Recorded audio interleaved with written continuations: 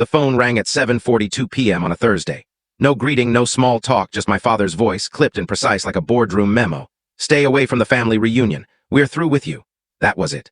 17 words, 17 syllables, counting the pause before he hung up. I replayed it, not because I questioned it, but because I expected a sharper sting. A flare of rage, a twist in my stomach, anything. Instead, I felt still, as if the part of me that had quietly braced for this had finally heard what it always knew was coming. My name is Harper Lane. I'm the younger of 2 siblings. My father, Warren, built Lane Auto Services from scratch, starting as a mechanic, then a franchise owner, then a regional chain tycoon. My older brother, Rhett, was the heir he always envisioned. Charming, reckless, untouchable, and me? I was the one who kept the machine humming, silently, perfectly, unnoticed. I didn't call back that night. I didn't demand answers. I didn't even play the voicemail for my mother, Lynette, who always steered clear of business disputes when they turned ugly. I just texted him 2 words, "Understood." Then I opened my laptop, pulled up the loan portal I hadn't checked in months, and did something they'd never see coming. I removed my name, not out of fury, not for revenge, but for clarity.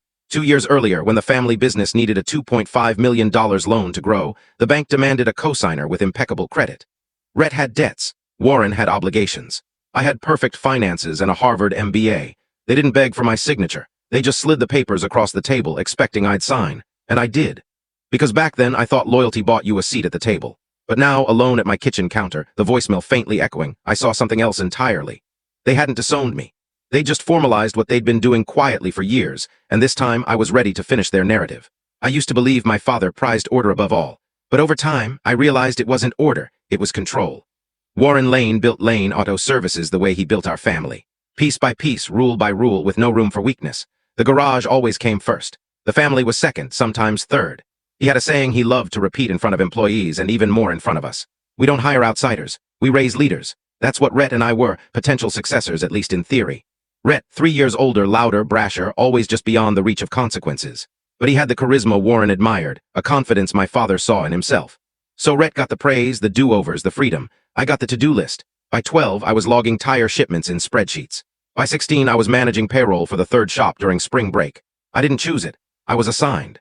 No thanks, no questions, just the unspoken expectation I'd be wherever the business needed me, present, obedient, tireless.